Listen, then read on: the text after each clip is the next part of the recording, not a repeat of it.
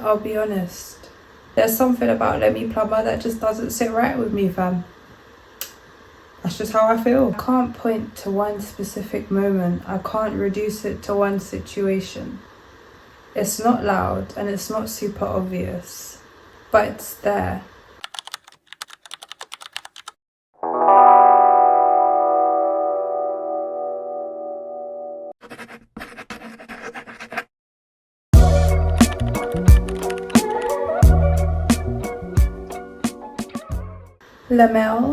Lemuel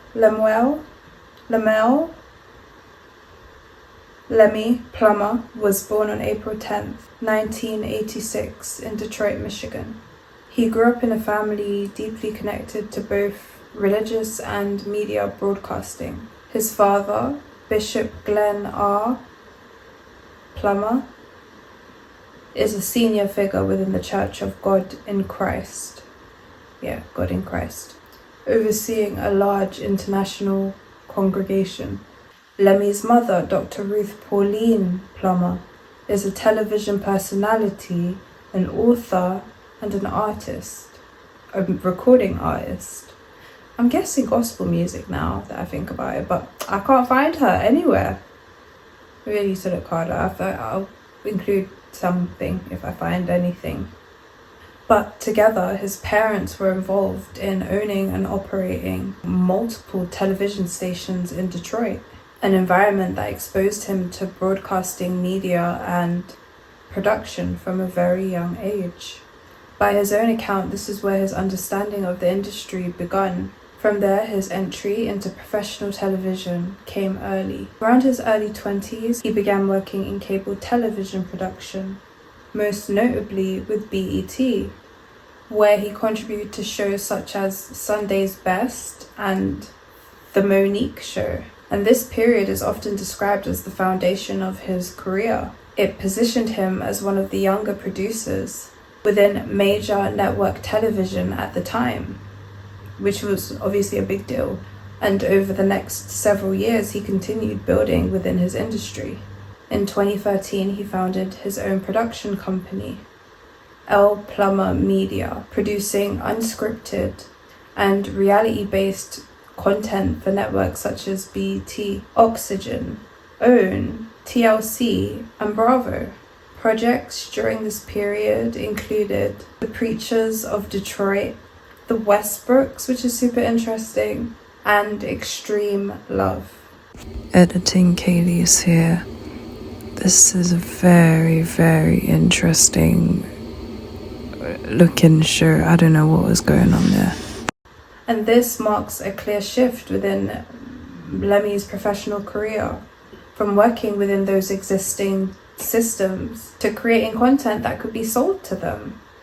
And then in 2018 came the most significant transition, the launch of Zeus Network.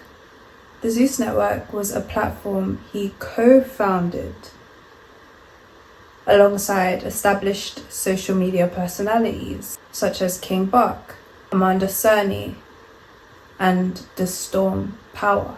And at this point, the structure changes entirely, because now he is no longer just producing content for networks. He now owns the platform it's distributed on. That shift is where the real power begins. But when you step out of those milestones and look at the background surrounding it, there are still a bunch of gaps. Despite coming from a family connected in media, broadcasting, and religious leadership, there is no clearly verified public record of the family's financial standing. I found that very interesting, seeing as churches are tax-free and they are supposedly such prominent figures in the broadcasting and network / media and entertainment industry. I thought it was weird that it wasn't public, but none of our business anyway. There's no confirmed net worth figures. There's no transparent financial records. Only estimated numbers and broad descriptions of success. We don't know how the family got started, how they got their toe in, how his father rose. The family there's not a lot of public information about his parents or his brother. And again, on its own, this may not mean anything, but when almost everything presented publicly focuses on titles, achievements, and position, and that's pushed to the forefront, but everything else is like super secret, hush, hush, hush, and very little information exists about environment, development, or personal context, it starts to form a very specific kind of narrative. Editing Kaylee's again. I also think it's super interesting that his father is the Bishop of Israel, yet he's doing a lot of what strict Christians would call ungodly, like he's having kids out of wedlock. Maybe that's why they used to say him and Janisha were married. But he's drinking, partying, allegedly sleeping around. Isn't that a sin? I don't get it. One that shows you what was built, but not necessarily how it was built.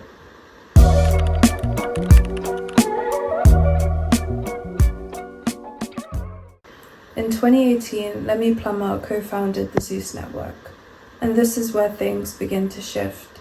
Because Zeus didn't grow like a traditional network.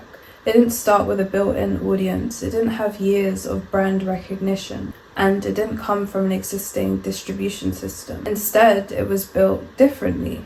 From the beginning, Zeus was launched with established social media personalities at the forefront. King Buck, Amanda Cerny, and Storm Power. People who already had millions of followers across their platforms. And that matters because instead of having to build an audience over time, the audience was already there. It was simply brought in, and the model was very simple. The personalities promote the platform, the audiences follow, and the platform grows. And it worked. Of course it worked. It's a pretty good model. But that was only the first phase. Because after that initial launch, strategy evolved. Of course, you have to keep the people's attention. Zeus began bringing in reality TV personalities, individuals who already had controversy, personalities, social media presence, not personalities. Well, yeah, probably big personalities. And most importantly, established fan bases. Names like Natalie Nunn, Jocelyn Hernandez, and Black China. And with that shift, the content began to change too. There was much more conflict, much more chaos. There were more moments that were designed to go viral. Clips that could circulate online and pull attention, driving people back to the platform. And this isn't just interpretation. In interviews, including a conversation on The Breakfast Club, Lemmy himself described Zeus as being provocative and him wanting to pivot away from that and do a lot more calmer content in the future. We've been very loud and provocative, throughout the years with our content. Mm-hmm. And I've always felt like it would be important to diversify our content up. It aligns directly with the model because provocation drives attention. Attention drives engagement, and engagement drives growth. So the success of the platform wasn't accidental, it was by design. It was structured, and that structure relies very heavily on the visibility of already famous people, their audiences, their reach, their influence. And when all of that attention is funneled into one place, it doesn't just grow a platform, it centralizes power under one system, under one position. And that's the point where it stops being about content and starts becoming about control.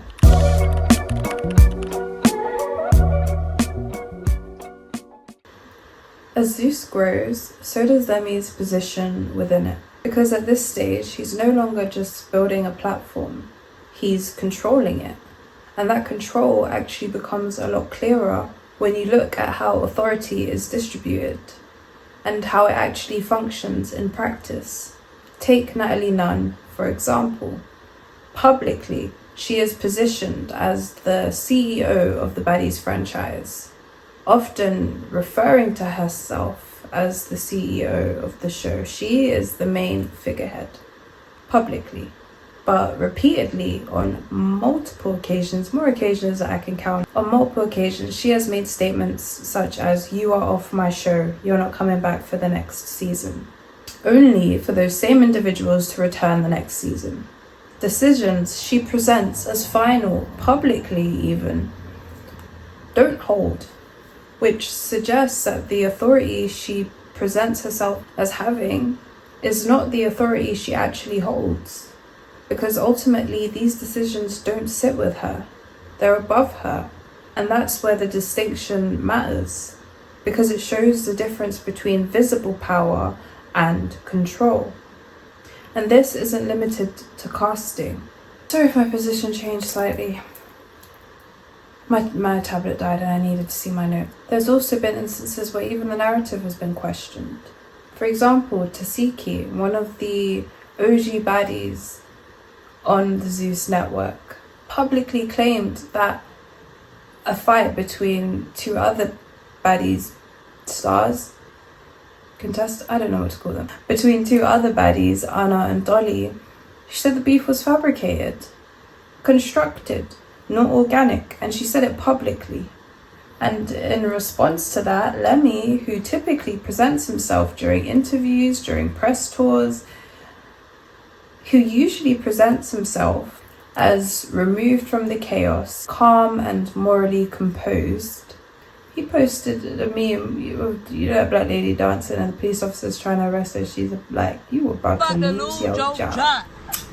You were about to get this dance." That's what he posted. And just like that, Tasiki did not return for the following season.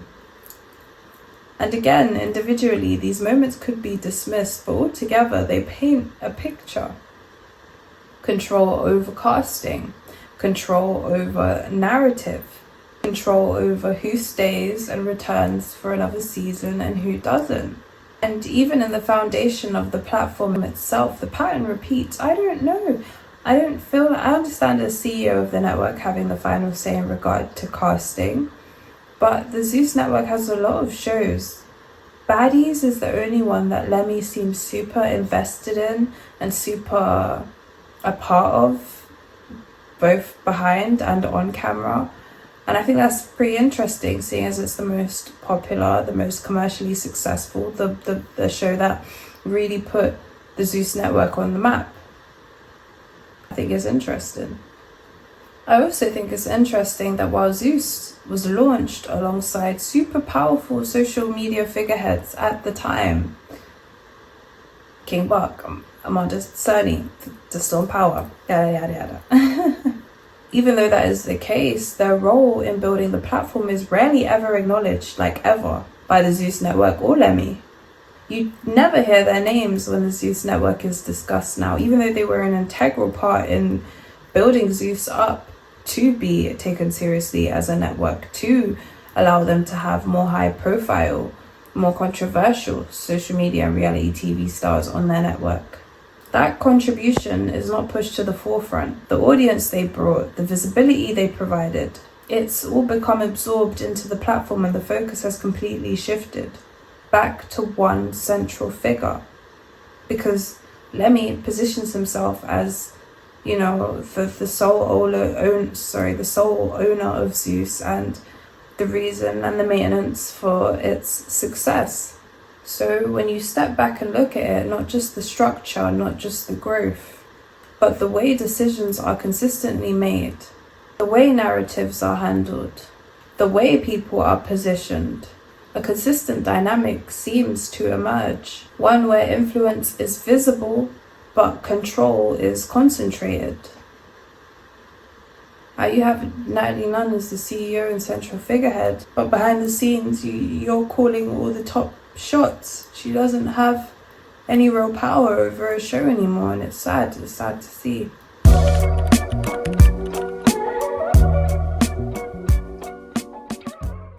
Alongside the structure, alongside the control, there's also the persona. I found this really interesting. because publicly Lemmy presents himself one very specific and particular way. He is calm, he is measured, he is reasonable, and he is non-confrontational. He is someone who appears to sit above the chaos and not absorb it, observing it and recording it rather than participating in it. That image is consistent. He speaks carefully during interviews. He consistently positions himself as rational and often frames situations in a way that presents clarity, moral integrity, and structure, as well as moral authority as well. He, positions himself as above the bullshit. But when you look at the behavior that sits alongside that, it doesn't align. It doesn't make sense. There are multiple instances of public conflict. Whoa, you guys are delusional. Hey, I asked you. Why is the car still here? Yeah, now you guys got the like. Why is the car still here? I asked you guys to start the car. He want to kick every. I do want to know, why are you just standing outside? Why don't you go inside? Because I'm not about to go inside. I'm for various reasons. Why? I told you I don't want to say it on live because I'm on live. Do you see anybody Okay, around? fine. Huh? Okay, all right. So I'm just saying I'm not about to do all of that. But either way, I'll let you continue your live, and do your thing. I know your fans were excited to see you. I'm sorry I intruded and disrupted your peace and your venting session. You didn't. And You don't ever disrupt my peace.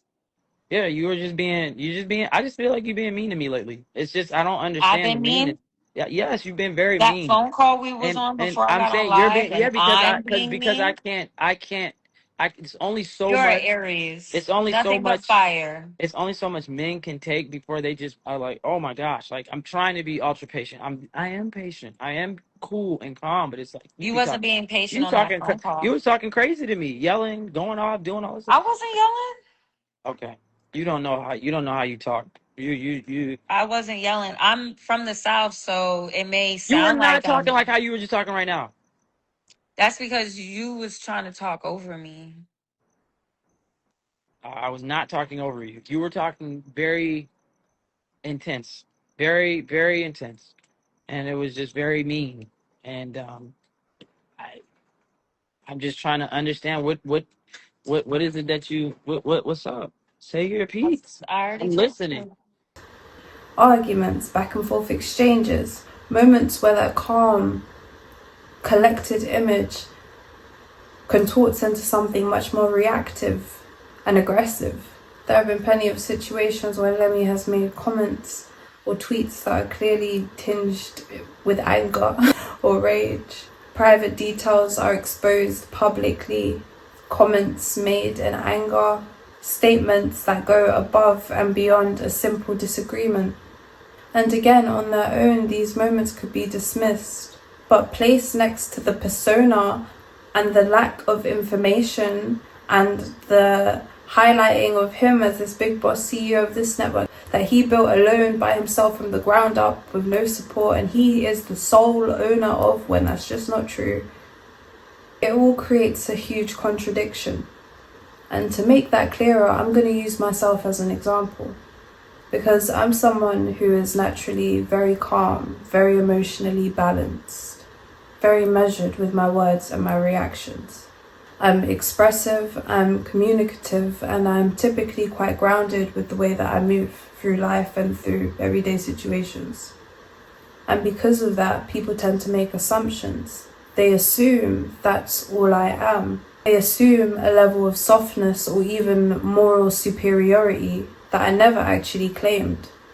And when that assumption is broken, when I'm provoked, when I react, when I am pushed to a point where I become aggressive, vengeful, or even cruel, due to people taking advantage of the emotional balanced state that I display, people are shocked. They clutch their pearls because it doesn't match the version of me that they created in their heads. But the difference is, I don't ever and have never claimed to be above that. I don't present myself as above that. I don't position myself as morally superior. I tend to take things too far when I am provoked. People are multifaceted. We are not all one way. But because I am aware of my capabilities and my tendency to take things too far, I make an active effort to remove myself, to stay grounded, to not escalate situations unnecessarily. And that is where the distinction comes in, because in my opinion, Lemmy presents himself as the complete opposite. A controlled, calm, morally superior image that suggests distance from conflict, distance from chaos, distance from certain behaviors, while simultaneously being involved in situations that contradict that positioning. That contrast matters, because it's not about whether someone is calm or reactive or capable of conflict. Everyone is. It's about how they present themselves publicly, and whether what they present publicly to an audience of people that they are selling something to, because everything is connected to the brand. The image, his persona is a part of the brand. If you don't like the figurehead who is so publicly out there, that's going to affect the Zeus network. It's going to affect viewership. Sales are going to go down and you're losing money. So when that presentation doesn't align with what they actually do, it feels icky. And what makes it worse is that same pattern becomes glaringly more visible when you look at his relationships, his personal relationships with women. There are aspects that are confirmed, acknowledged publicly, and discussed on the platform itself. Miserable. I'm not miserable. I'm actually very happy. Anna and Mariah had something to do with your That's marriage. fine. I'm pregnant and this is what you do. Yes, I love it for you. Congratulations. Great. We love it. Okay, so But we're not going to do the fakeness anymore. We're either going to be real or we're We love not. that you run away. No, That's what girl, you 'cause you're do. fake. Just like the You whole can never, relationship. ever take The accountability whole in thing the is shit that fake. His relationship with Scotty, for example, who is currently pregnant and expecting her baby soon. Congratulations, Scotty.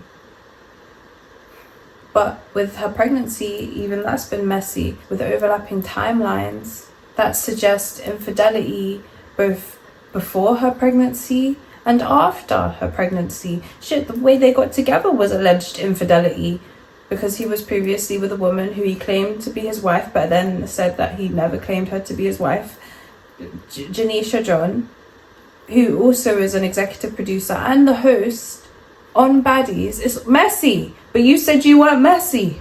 But why are you doing messy boot stuff, huh? And of course, Scotty with the body. Welcome. Looking true in that blue. Our next baddie coming to the stage is Scotty. Yeah. Don't forget with the body. With the body. Let's welcome to the stage Scotty with the body. And that's just what's confirmed. There's a lot of alleged stuff about him pitting cast members together against each other, over his attention and affection and intimacy.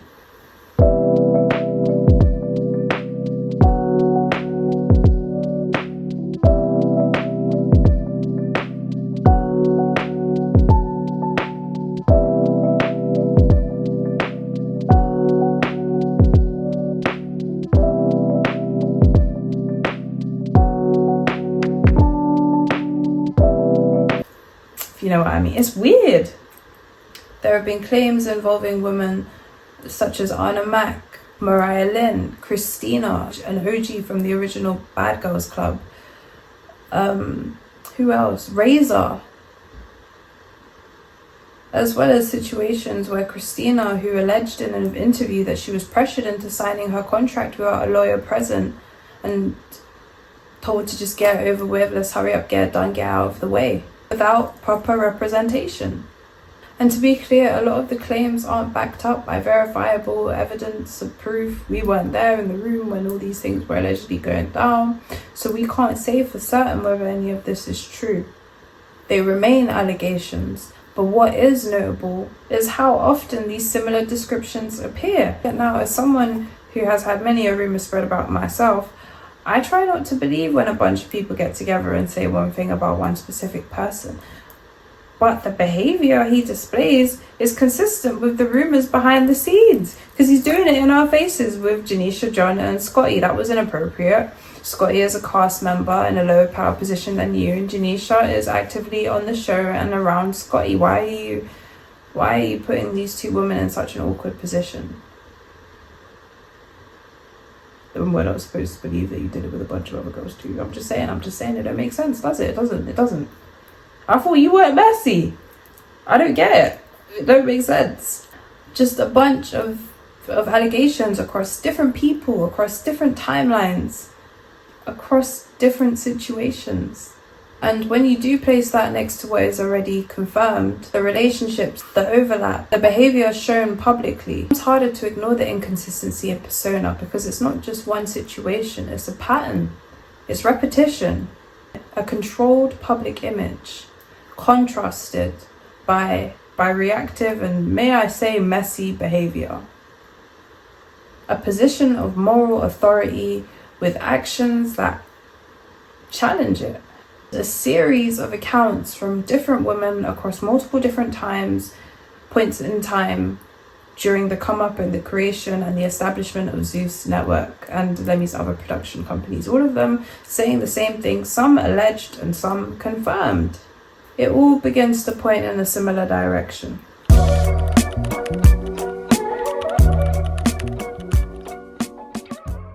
And when you step back and look at all of this together, not individually, not as a one-off moment, because a bunch of times isn't a mistake, it's a pattern of behavior, and a pattern of behavior will tell you much more about a person than anything that they say out of their mouths. Always believe actions over words. Consistent action. There is a limited personal narrative paired with a highly controlled public image and emphasis on his success, his wins, and his family's success and public reputation. A platform that was built through the visibility of others, that becomes centralized under one position. Authority that appears shared, but in practice isn't. A person that presents as calm, measured, and above the chaos, contrasted by moments of reactivity, exposure, and contradiction. Confirmed behaviors alongside repeated allegations that describe similar dynamics. And when all of these elements exist at the same time, they stop feeling separate and start to connect, because patterns don't need to announce themselves.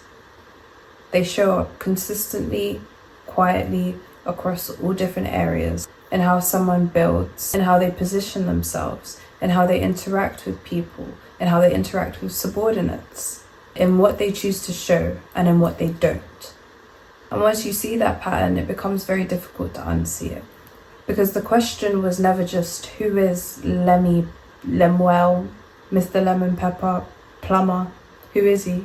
It's, what does Lemuel Plummer's behavior over time truly suggest? And more importantly, what happens when you stop looking at the image and you peel off the shiny surface and start looking at the structure that's underneath it, holding it together? Thank you very much for watching my YouTube video. Again, I do have a cold and I'm so sorry about that. Please like and follow for more content. I've got more tricks up my sleeve, more things I want to talk about. Yeah, thank you so much for watching, and please like and subscribe for more.